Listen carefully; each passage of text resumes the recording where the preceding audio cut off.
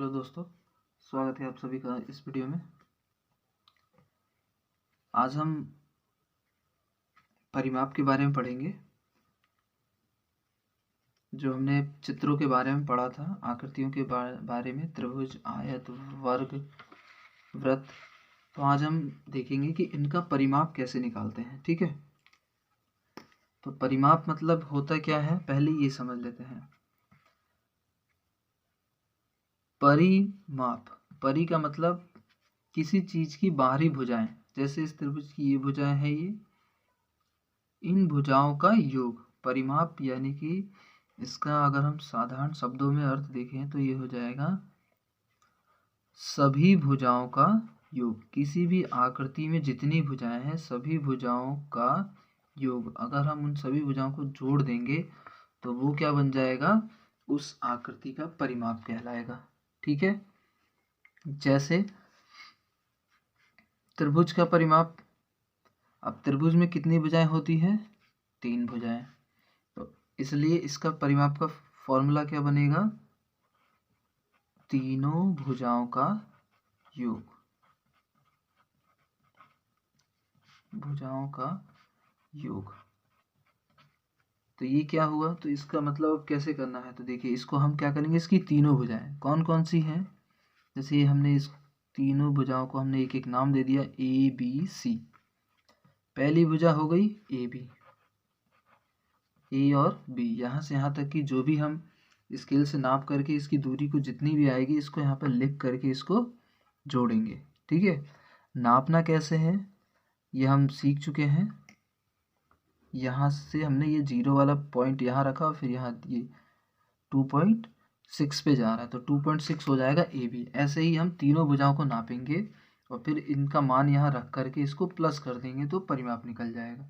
ठीक है, पहली भुजा हमने लिखी ए बी, दूसरी भुजा है बी सी, और तीसरी भुजा क्या हो जाएगी, यहाँ से यहाँ तक ए सी। तो ये 3 भुजाएं हैं, और इन 3 भुजाओं को अगर हम जोड़ देंगे तो हमारा क्या आ जाएगा, परिमाप इस त्रिभुज का। अभी हमने ए बी को नापा तो 2.6 सेंटीमीटर आ रहा था। ऐसे ही अब हम बी सी को नाप करके देखेंगे तो ये लगभग 3.1 आ रहा है, 3.1। ऐसे ही आप इसको देखेंगे ए सी को, तो ये देखिए ये 3 दशमलव, ये हमने 0 पे रख के इसको स्टार्ट किया, 3.2 सेंटीमीटर। तो इस तरीके से हम इनको सभी को प्लस करके क्या निकाल लेंगे, इस त्रिभुज का परिमाप। ऐसे ही आप किसी भी त्रिभुज का परिमाप उसकी तीनों भुजाओं को जोड़ करके आराम से निकाल सकते हैं। तो त्रिभुज के परिमाप का जो सूत्र हो जाएगा वो क्या होगा, तीनों भुजाओं का योग। हम इसको जोड़ लेते हैं, 6 और 1 7, 7 और 2 9। चूंकि पॉइंट लगा है तो ये पॉइंट के पीछे रहना है, हासिल लगा नहीं। 2 3 5 और 5 3 8, तो इन सबको जोड़ के 8.9 सेंटीमीटर इस त्रिभुज का क्या आ गया, परिमाप आ गया। ठीक है, तो मेन चीज हमें क्या ध्यान रखना है कि त्रिभुज के परिमाप का सूत्र क्या होता है, तीनों भुजाओं का योग। 3 भुजाएं दी हैं, तीनों को हम प्लस कर देंगे तो उसका परिमाप निकल जाएगा। ऐसे ही अगला है आयत। आयत क्या है, हमें पता है इसकी आमने सामने की भुजाएं क्या होती हैं, बराबर होती हैं। इसकी भी भुजाओं को हम नाम लिख देते हैं ए बी सी डी। ठीक है, तो आयत के परिमाप का सूत्र क्या होता है भाई, इसके भी सभी भुजाओं का योग करना पड़ेगा क्योंकि इसकी 4 भुजाएं हैं। तो हमें परिमाप का हमने क्या पढ़ा अभी, कि सभी भुजाओं का योग, सभी का योग, सॉरी यहाँ पे मैं एक चीज लिखना भूल गया, सभी भुजाओं का योग है। ठीक है, तो आयत की 4 भुजाएं, हम चारों भुजाओं को प्लस करेंगे। तो इसके परिमाप को निकालने के लिए आप ये भी कर सकते हो, चारों भुजाओं का योग, चारों भुजाओं का योग। हम ऐसे भी कर सकते हैं, लेकिन चूंकि एक आयत है तो इसके परिमाप को निकालने के लिए एक फॉर्मूला बना है, एक सूत्र बना है, जिसे हम 2 गुणा लंबाई और प्लस चौड़ाई, इस सूत्र के रूप में हम इसको जानते हैं। आयत का परिमाप निकालना हो तो आप ये फॉर्मूला लगा करके आराम से इसकी लंबाई, इसका परिमाप निकाल सकते हैं। तो लंबाई क्या है और चौड़ाई क्या है, तो देखिए, तो यहाँ से ए और बी वाली जो रेखा है ये लंबी ज़्यादा है, तो इसलिए इस रेखा को हम लंबाई कहते हैं, ये हो जाती है लंबाई। और चूंकि ये वाली रेखा छोटी होती है तो इसलिए हम इसको कहते हैं चौड़ाई। ठीक है, तो यही दोनों लंबाई चौड़ाई को यहाँ पर रख करके हम इस फॉर्मूले में और फिर आयत का परिमाप निकालते हैं। ठीक है, इसे भी हम जैसे त्रिभुज का निकाला वैसे इसको नाप सकते हैं। यहाँ से हमने ए से बी को नापा तो ये 4.7 आ रहा है, यानी कि लंबाई आ गई 4.7। बाकी जो संख्या है ये तो ऐसी की ऐसी रहनी है। चौड़ाई को भी नाप लेते हैं। अब देखिए, आयत की आमने सामने की भुजा क्या होती है, बराबर। तो हम अगर हमने ऊपर को नाप लिया तो नीचे के नापने की कोई आवश्यकता नहीं है, दोनों भुजा क्या होंगी, सेम होगी। ऐसे ही आप एक साइड की लंबाई चौड़ाई को नाप लेंगे तो दोनों साइड की चौड़ाई नापने की कोई आवश्यकता नहीं। ये चौड़ाई हो गई 3.1। तो यही है आयत का परिमाप निकालने में फॉर्मूला ही लगाना है, और ध्यान रखना है कि बस एक लंबाई और चौड़ाई हमें पता है तो हम पूरे का परिमाप निकाल सकते हैं। हमें चारों, जैसे ये लंबाई और ये लंबाई, क्योंकि ये दोनों बराबर होती हैं हम जानते हैं, और चौड़ाइयाँ भी दोनों क्या होती हैं, आपस में बराबर। तो आपको अगर एक लंबाई एक चौड़ाई दी है तो उससे भी आयत का परिमाप निकाल सकते हैं। कैसे, तो ये देख लेते हैं अभी। 2 गुणा इन दोनों को हम प्लस कर देंगे, 7 1 8 और 4 3 7, सॉरी 7। इन दोनों की अब गुणा कर देंगे। 2 8 16 का 6, यहाँ से 1 2 से 14 और 1 15, तो 15.6 सेंटीमीटर इसका परिमाप हो गया। ठीक है, ऐसे ही आप किसी भी आकृति में जिसमें लंबाई और चौड़ाई दी हो, जो आयत हो, तो उसमें हम कौन सा सूत्र लगाएंगे, ये वाला। ठीक है, ये मैं इसको ब्लैक कलर से हाईलाइट कर दे रहा हूँ। हमें ये फॉर्मूला लगाना है। ठीक है, 2 गुणा लंबाई प्लस चौड़ाई। लंबाई को L से भी इंडिकेट करते हैं और चौड़ाई को B से भी इंडिकेट करते हैं। तो आप ध्यान रखेंगे इसका भी। हम इस तरीके से इसमें इस फॉर्मूले में यूज़ करके आयत का परिमाप निकालेंगे। अगला है वर्ग। वर्ग के परिमाप, तो इसका भी जैसे कि हमें पता, अभी सबसे पहले हमने बात यही की थी कि परिमाप यानी कि सभी भुजाओं की माप या सभी भुजाओं का योग। तो वो तो हम सभी चित्रों में लगा सकते हैं। साथ ही वर्ग के परिमाप का सूत्र होता है एक, जिसे हम 4 गुणा भुजा के नाम से जानते हैं। ठीक है, अब ये भुजा क्या है, तो भुजा, ये जो वर्ग है इसका भी नाम ABCD रख दे रहे हैं। ABCD जो ये भुजा है, इसकी वर्ग है, इसकी प्रत्येक, यहाँ से यहाँ तक जो ये जितने भी रेखाखंडों से बना, ये प्रत्येक रेखाखंड क्या है, ये इसकी एक भुजा है। क्या है ये, इसको हम वर्ग में इसको भुजा कहते हैं। अब भुजा क्यों कहते हैं, क्योंकि ये सभी के सभी क्या है, बराबर है, तो इसलिए हम इसको सबको ही भुजा, ये और ये चारों क्या है, आपस में बराबर होंगे। अगर ये हमारे यहाँ से यहाँ तक 4 है तो ये भी 4 होगा, ये भी 4 होगा और ये भी 4 सेंटीमीटर ही होगा। तो वर्ग के परिमाप का फॉर्मूला 4 गुणा भुजा, और जो इसका वर्ग में हमें एक चीज़ ध्यान रखनी है कि इसकी जितनी भी माप होंगी ना, सारी भुजाओं की माप, ये हमेशा बराबर होती हैं। ठीक है, तो इसका भी आप आराम से परिमाप निकाल सकते हो। 4 गुणा भुजा, भुजा हमें पता है, एक भुजा कितनी है, 4 सेंटीमीटर है, गुणा कर देंगे, 4 चौक 16 सेंटीमीटर आ गया इसका परिमाप। ठीक है,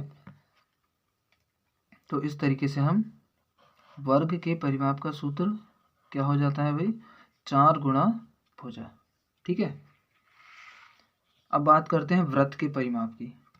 तो ध्यान रखेंगे, वृत्त के परिमाप को वृत्त का परिमाप नहीं बल्कि इसकी जगह वृत्त की परिधि कहते हैं। क्या कहते हैं, वृत्त की परिधि। ठीक है, अब वृत्त में तो कोई भुजा है नहीं, लेकिन जो ये इसकी बाउंड्री है, इसी को क्या कहते हैं, इसका परिमाप और इसी की माप। जैसे हमने यहाँ से चलना स्टार्ट किया, यहाँ से चलते चलते वापस यहीं आ गए, तो हमने कितनी दूरी तय करी, वो क्या हो जाएगी, वृत्त की परिधि होगी। ठीक है, अब इसको निकालना कैसे है, तो उसके लिए हम एक चीज़ और समझ लेते हैं। ये वृत्त है और वृत्त के बीच में जो आपको बिंदु दिख रहा है, इसे केंद्र कहते हैं। क्या कहते हैं, केंद्र। और केंद्र से वृत्त पर खींची गई कोई एक रेखा जो होती है ये कहलाती है त्रिज्या। इसको हम क्या कहेंगे? इस रेखा को हम कहते हैं त्रिज्या। ये हम एरो बना करके दिखा देता हूं मैं यहाँ पे। इसे हम त्रिज्या पढ़ेंगे, ठीक है। हम केंद्र का नाम लिख दे रहे हैं। ये जो केंद्र बिंदु है इस केंद्र बिंदु का नाम O हो गया, और ये O से जो रेखा इस वृत्त पर आ रही है ये कहलाएगी त्रिज्या, और इस बिंदु को हम लिख दे रहे हैं नाम B। तो जो OB है वो क्या बन गई है? एक त्रिज्या, ठीक है। यहाँ से यहाँ तक तो ये त्रिज्या होगा।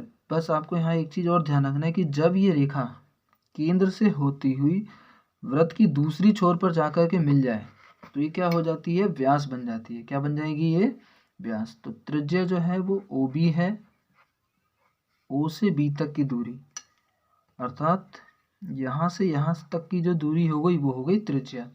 लेकिन जब ये केंद्र से होती हुई रेखा वापस वृत्त पे एक दूसरे बिंदु पर जाकर के मिल गई तो ये रेखा अब क्या बन जाएगी? तो अब हम इस रेखा को कहेंगे व्यास। क्या कहेंगे? व्यास, ठीक है। और इस व्यास का नाम, जैसे अगर हम नाम लिखना चाहें तो P और B, P से B तक की जो दूरी है ये क्या कहलाएगी?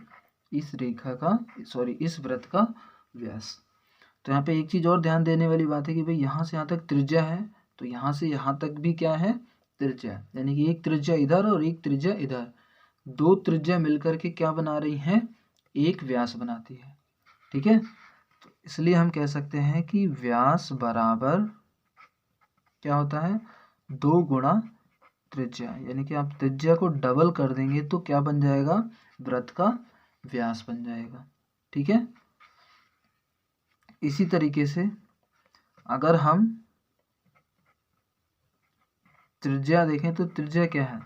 अगर हम व्यास का आधा कर दें, व्यास को 2 से भाग कर दें, व्यास का आधा कर दें तो वो हो जाएगा, फिर त्रिज्या निकल जाएगी। उससे क्या हो जाएगी? त्रिज्या। तो अगर आपको व्यास त्रिज्या पता हो तो 2 से गुणा कर देंगे तो हम व्यास निकाल सकते हैं, और अगर हमें व्यास पता है और उसको 2 से भाग कर देंगे तो हम त्रिज्या निकाल सकते हैं, ठीक है। तो त्रिज्या और व्यास निकालने के लिए हमें इन दोनों फॉर्मूले का पता होना बहुत आवश्यक है, और चूंकि आपको आगे एक्सरसाइज में ये निकालने हैं तो इसलिए आप इन सूत्रों को भी लिखेंगे और इसका ध्यान रखेंगे कि व्यास निकालने का सूत्र क्या होगा?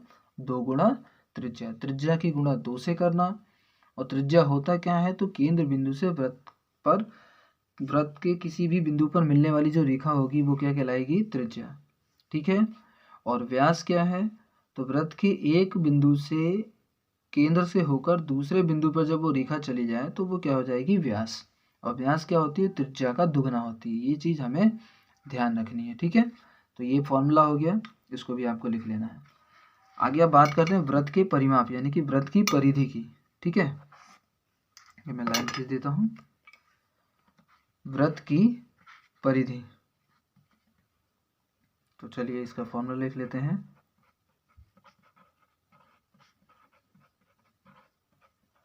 अगर आपसे वृत्त का परिमाप पूछा जाए यानी कि वृत्त की परिधि पूछी जाए तो इसका फॉर्मूला हम सीधा सीधा बनाएंगे, जो होता है 2 पाई r। क्या होता है? 2 पाई r। अब ये जो यहाँ पे ये आप देख रहे हैं इसको पाई पढ़ते हैं, इसे पाई कहा जाता है, ठीक है। इसका फिक्स मान दिया होता है, इसका ज़्यादातर फिक्स मान जो होता है, अभी मैं पीछे नीचे लिखता हूँ यहाँ, जैसे ये है पाई, इसे हम कहेंगे पाई, और इसका मान होता है, इसकी जगह पर ज़्यादातर 22/7 इसका मान रखा जाता है। जब आप थोड़ी सी बड़ी कक्षाओं में जाओगे, 7th 8th में 9th में, तो वहाँ पर पाई का एक और मान आएगा, लेकिन अभी हमें सिर्फ इतना ध्यान रखना है, पाई बराबर 22/7 यूज़ करना, ठीक है। तो यहाँ पे 2 पाई r जब हम इस फॉर्मूले में का यूज़ कर लेंगे तो हम वृत्त की परिधि, अर्थात हम इस पूरे वृत्त की, यहाँ से अगर हम चलना स्टार्ट करें तो कितनी दूरी तय कर रहे हैं वो हम इस सूत्र के द्वारा निकाल सकते हैं, और जिसे हम कहते क्या है? वृत्त की परिधि।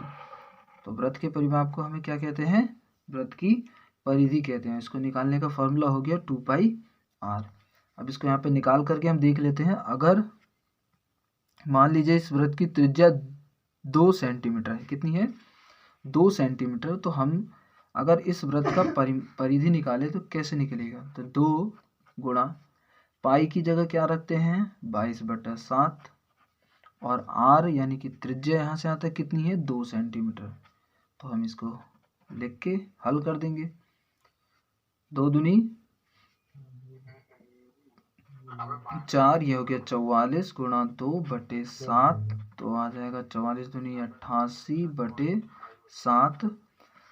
ठीक है। अब चूंकि त्रिज्या भी सेंटीमीटर में है इसलिए ये जो निकलेगा ये भी सेंटीमीटर में आएगा।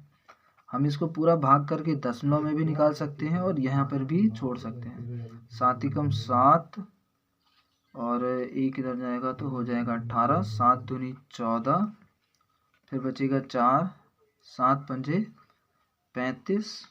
ठीक है।